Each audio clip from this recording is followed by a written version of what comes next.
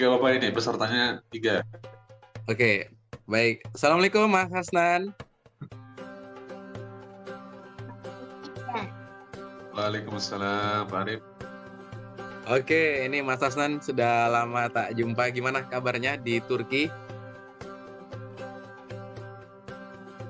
Sehat ini Pak Arif, hari Ahad di rumah.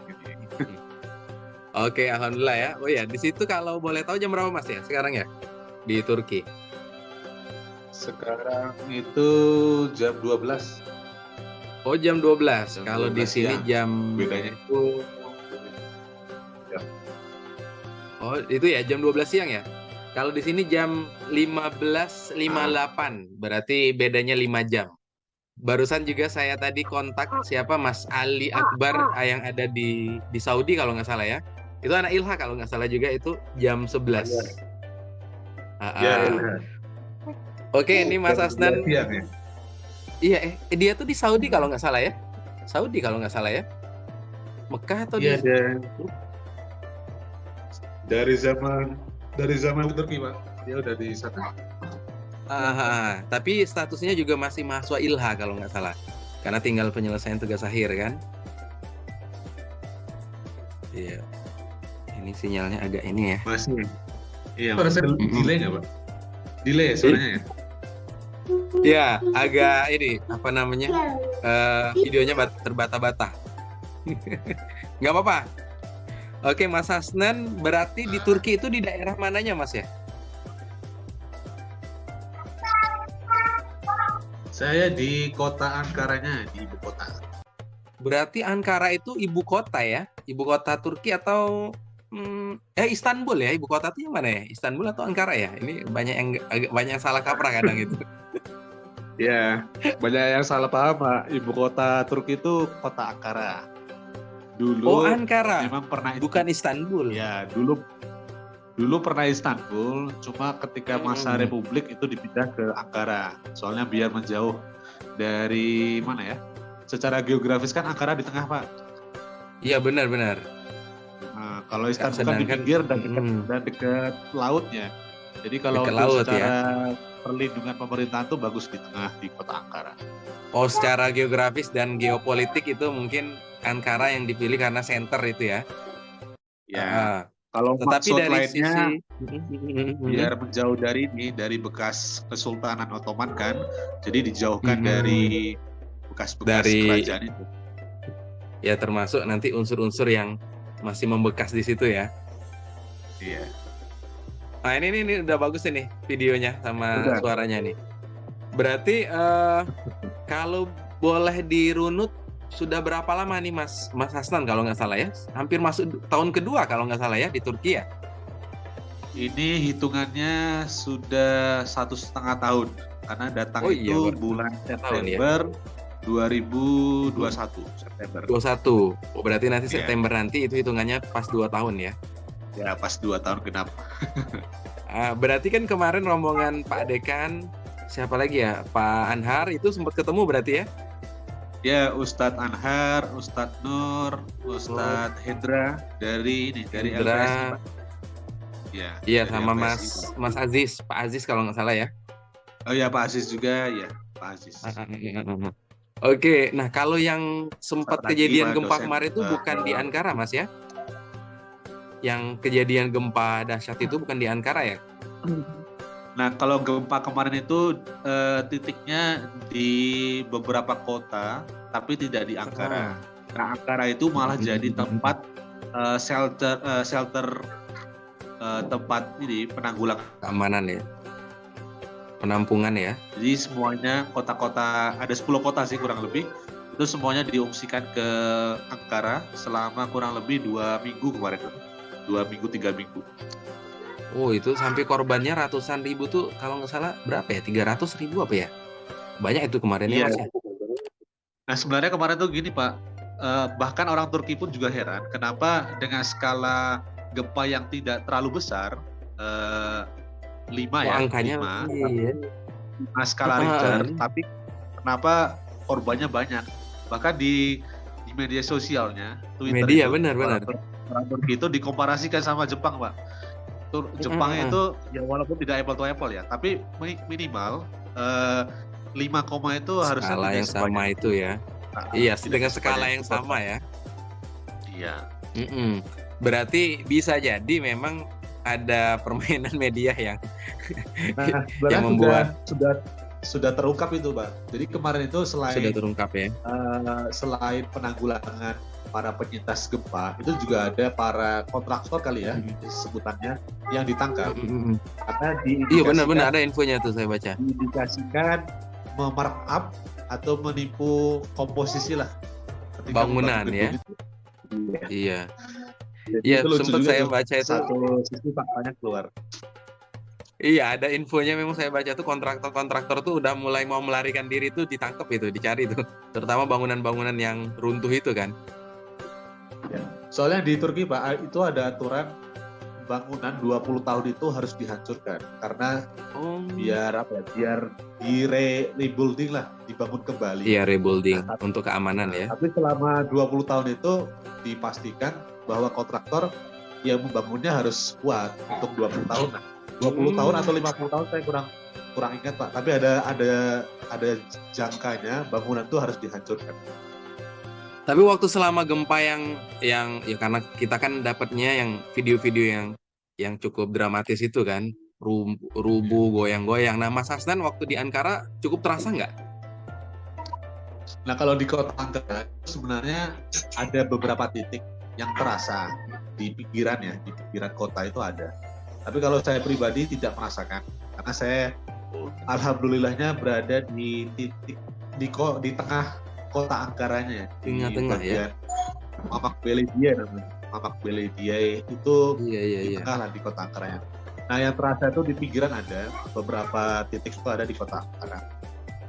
Jadi kalau dikatakan terasa, kalau saya pribadi enggak, tapi di kota Ankara ada beberapa titik yang terasa, tapi tidak terlalu besar sebagaimana di pusat kotanya.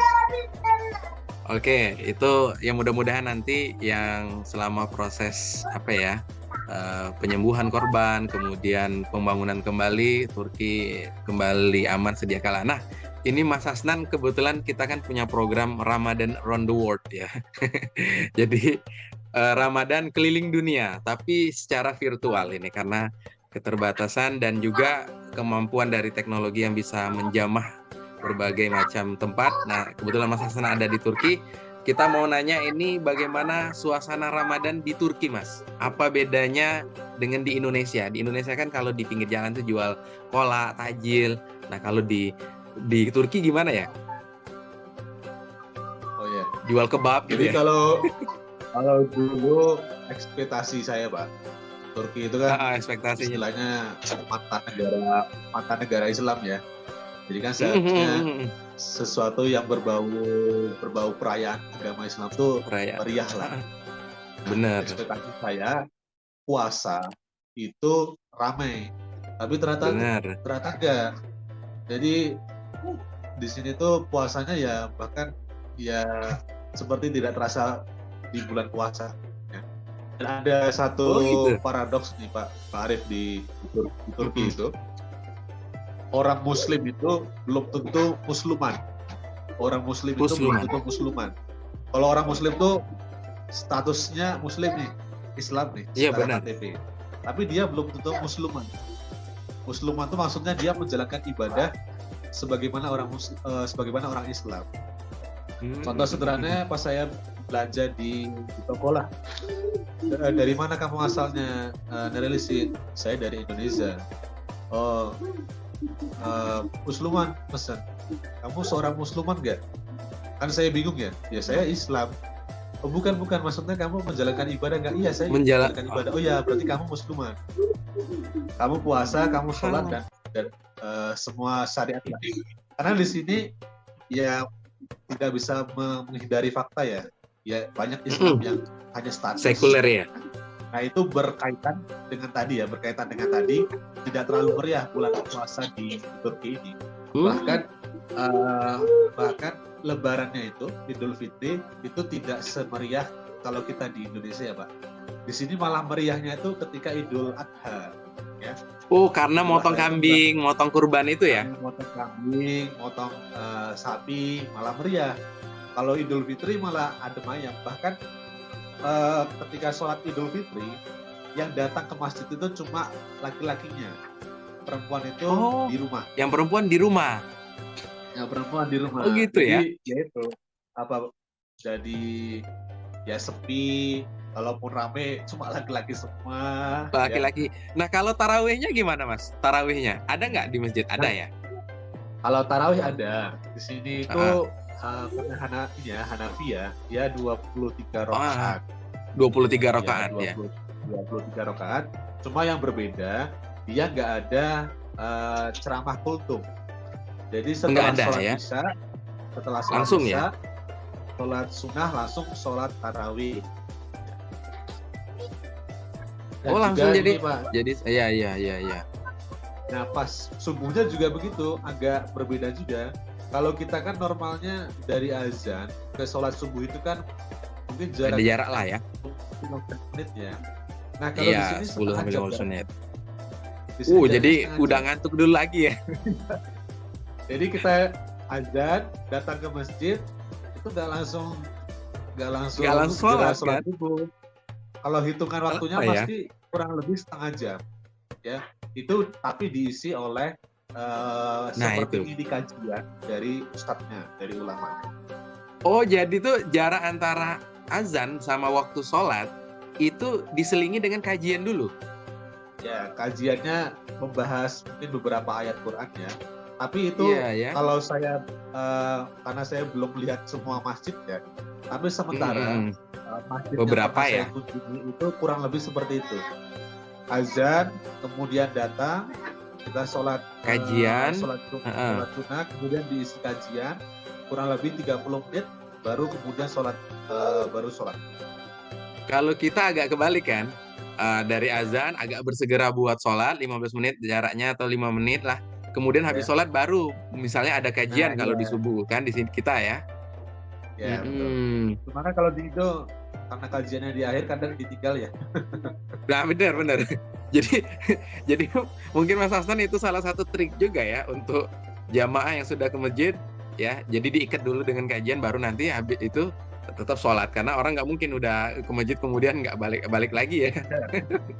Nah ini tadi kan Mas Hasnan ya kan saya tadi juga siang tadi saya juga ngezoom dengan Pak Yoyo, kebetulan Pak Yoyo lagi di Mesir. Nah kesempatan ini saya tanya tadi katanya kalau di Mesir justru suasananya ramai sekali kalau di puasa ya, apalagi kalau sore itu orang berebut atau berlomba-lomba kayaknya semangat sekali berbagi-bagi takjil di pinggir jalan itu sampai kendaraan itu tin kan gitu kan. Nah kalau di Turki memang agak seperti hari-hari reguler biasa ya. Jadi memang mungkin suasana Ramadan seperti biasa saja ya, apalagi ada istilah kategori antum musliman musliman bukan ya? Muslim atau musliman. Tapi untuk yang berbagi-bagi takjil misalnya kayak kita kan di Indo juga banyak tuh misalnya anak-anak BEM, anak-anak IMM itu bagi-bagi takjil. Itu kelihatan nggak anak-anak muda sana itu kayak ada gerakan bagi takjil di pinggir jalan atau di mana? Ya, kalau seperti yang di Indonesia ya bagi-bagi takjil itu jarang ya, bahkan saya belum pernah nemunya. Ya. Cuma kalau dari pemerintah setempat itu mereka menyediakan seperti paper bag gitu ya, yang isinya sandwich, kemudian jus, kurma dan beberapa untuk buka lah. Takjilan, itu biasanya ditaruh di tempat transport umum. Oh di public spare kayak gitu ya, jadi tempat-tempat umum yang bisa langsung orang lewat diambil gitu ya. Ya, dan itu ada tidak semua titik. Jadi kalau misalkan kita itu ada belasan dan puluhan titik ya metro itu ya. Cuma mungkin adanya di tempat-tempat yang besar lah. Ya. Kalau di kota Ankara itu seperti Kızılay. Ya itu salah satu. Nah selain yang bentuknya kayak takjil gitu, pemerintah setempat ya. Lagi-lagi pemerintah setempat ya Pak Arif, bukan masyarakat sipil ya. Pemerintah setempat itu juga menyediakan buka puasa gratis untuk international student-nya. Jadi ya. kita datang ke kantor setingkat kelurahan ya kalau di Indonesia ya. Seperti kelurahan kita datang, tunjukkan kartu mahasiswa, udah nanti kita tinggal masuk ke dalam gedung, tinggal gitu. Tapi tentunya makanan khas Turki ya, dan sesuai kali. Iya. Kalau mau makan ini, kita datang ke orang Indonesia. Kalau memang makanan khas Turki, kita bisa datang ke tadi pemerintah setempat. Itu biasanya. Nah, ngomongin makanan, Mas Hasnan, saya kan taunya kalau di kita di Indo itu kan makanan khas Turki itu kan kebab kalau nggak salah kan, dan itu one of my favorite food ya. Ada lagi misalnya kayak di beberapa di sini kan kebab tuh enak banget ya. Nah kalau khasnya di Turki tuh nah kalau favoritnya Mas Hasnan di situ sampai hari ini apa? Kalau itu tolak ukurnya pas saya sebelum bawa keluarga ya. Kalau saya sudah bawa keluarga kan pengennya makan di rumah aja nih yang khas Indonesia. Tapi kalau dulu saya di asrama ya, itu ada namanya pilaf pustu takuk ya, pilaf pustu takuk. Kalau bahasa Indonesianya pilaf itu nasi ya, takuk itu ayam. Jadi bahasa ringkasnya nasi ayam. Ya, jadi apa tadi Mas namanya? Pilapus tupap. Pilapus tupap ya. Pilapus tupap. Pilaf pustu takuk. Pilaf pustu takuk. Oh, pilafus tupap. Pilafus tupap apa? Ya gitulah ya. Ya. Kalau bahasa mudanya nasi ayam lah. Nanti kemudian nasi ada sayuran ayam. Kenapa itu makanan favorit? Karena paling nyambung dengan lidah orang Asia dan kita ya. Ya, Asia Tenggara ya, khususnya orang Indonesia ya. Karena kayak yang lainnya, dan fasuli itu kacang, kemudian corba, itu sejenis makanan pembukanya bubur gitu ya. Itu kalau saya dulu itu awal-awal efeknya diare ya. Bulan-bulan pertama kali saya nyoba makanan-makanan itu tuh diare ya. Berarti seasoningnya, bumbunya barangkali ya. Tapi tetap lidah buat. Iya. Nah, sebenarnya mereka itu kan makanannya tidak banyak bumbu ya, Pak ya. Jadi ya akhirnya flat aja. Panggang gitu kan, bakar-bakar ya.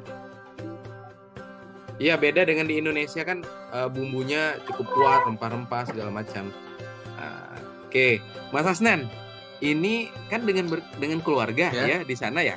Ya, kalau nggak salah dulu sempat berangkat sendiri pertama, kemudian disusul sekeluarga semuanya berangkat, istri dan kedua anak. Nah, tantangan mahasiswa Indonesia yang S3 kuliah di sana dengan membawa keluarga, apa Mas tantangan terbesarnya? Barangkali saya juga mau ngangkut keluarga. Tantangan pertama itu mungkin ini ya, culture shock-nya ya. Dari kita ya, betul. Orang Indonesia ke budaya Turkinya, ataupun sebaliknya, orang Turki berinteraksi ke kitanya, itu juga shock juga mereka. Apalagi kan saya tinggal di apartemen keluarga yang memang satu gedung itu diisi oleh keluarga Turki dan juga saya sendirian orang asingnya di gedung ini. Iya. Jadi beberapa shocknya, kalau di sini itu jam bangunnya itu sekitar jam 9 pagi, jam 10 pagi.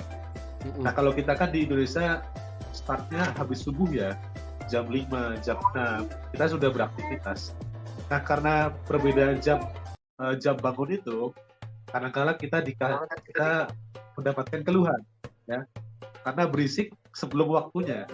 Ya. Itu ganggu ya, jadi shocknya. Ya, karena kalau masalah orang Indonesia tidak di rumah di apartemen, kalau berisik, karena kita orang Indonesia kan suka ngobrol ya, suka berkumpul. Benar. Suka kumpul, ngobrol. Bau bumbu masakan Pak Arif. Ya. Strong ya. Strong bumbunya kita. Kali keluhan orang Turki untuk kita itu dua itu. Satu berisik karena orang Turki itu suka ketenangan. Yang satu karena bau masakan kita. Karena ada terasi, ada sambal, ya, dan itu mereka tidak terbiasa dengan itu. Padahal agak Itu lucu ya, culture kalau kita shocknya. kan ada tetangga masak tuh bau wangi segala macam apapun itu kita seneng gitu ya. Iya, minimal bau nyiumnya lah ya. Walaupun nggak makan. Iya. Mungkin tidak Nah, kalau di terbiasa sini dengan malah aroma bumbu tergantung. kita. Berarti kalau berisik, kemudian apalagi kalau kebetulan ya, mohon maaf, misalnya kita ada anak kecil kan, anak kecil itu kan tidak bisa kita atur sekali bilang gitu kan, apalagi lari-lari segala macam. Kemudian bau bumbu. Nah ini teman-teman Faizen ya. Jadi terkait tentang ini perlu memang dimanapun kayaknya Mas Hasnan ya, kita perlu apa namanya cross culture itu belajar tentang beberapa budaya tempat dan kebetulan pasti itu akan terjadi shock culture lah yang kita alami ya. Tapi sejauh ini oke lah masih Mas ya. Jadi masih aman ya. Kalau mau cerita dukanya, kita sudah hampir di tahap akan dilaporkan polisi karena berisik itu ya. Karena berisik, mohon maaf, karena berisik jadi harus sampai polisi harus turun tangan. Bahkan karena berisik karena anak kecil ya Pak ya, bukan karena orang dewasa ya. Nah itu dia, ya kok bisa ya? Tapi itu mungkin ya bagian dari hak mereka ya, gitu ya, melaporkan terganggu gitu ya. Prinsipnya orang Turki, ketika hak mereka direnggut, karena mereka suka ketenangan ya, ketika hak mereka direnggut, ya mereka akan betul-betul mati-matian untuk mempertahankan hak mereka. Salah satunya ketenangan. Tidak memandang dulu siapa yang dihadapi oleh mereka. Oh. Jadi ada prinsip di situ yang jadi prinsipnya itu kayak luar biasa. Nah. Ya, jadi mereka punya prinsip yang luar biasa. Cuman bagi kita mungkin agak kok gitu ya. Nah, jadi gitu ya.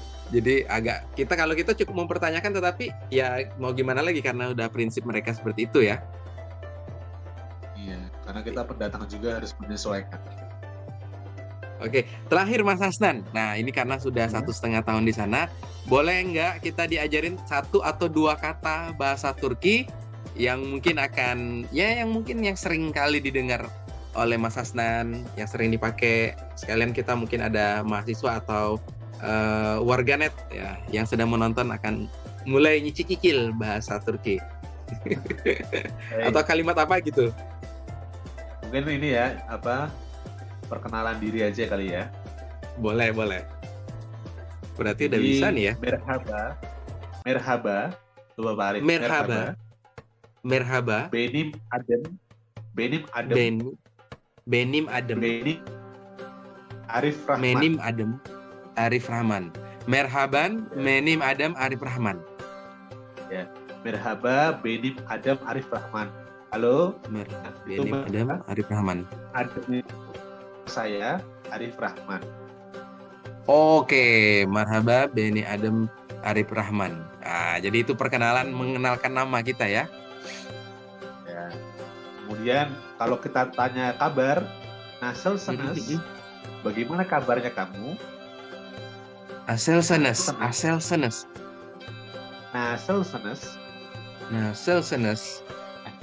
Kemudian kita bisa jawab Iyim, saya baik. Iyim. Ipiyin. Iyim. Iyim.